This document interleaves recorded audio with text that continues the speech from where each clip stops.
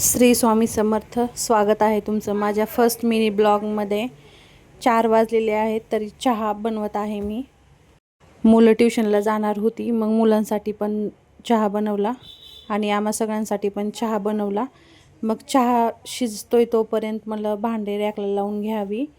12 वाजता मावशी भांडे घासून गेलेले होत्या. मुलांचे स्कूलचे डबे होते व दिवसभराची पूर्ण भांडी होती.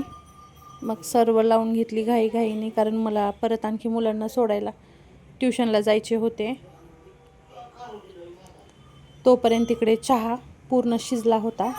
मग चहा ओतून घेतला, मग त्यामध्ये थोडंसं दूध टाकून मुलांना दिलं. इकडे दक्षची आवरावरी चालू होती, गडबड ट्युशनला जाण्याची. मी बांधला स्कार्फ आणि आता मी निघाले ट्युशनला सोडण्यासाठी. इथे गाडी थोडीशी पुसून घेतली आणि मग गाडी काढली.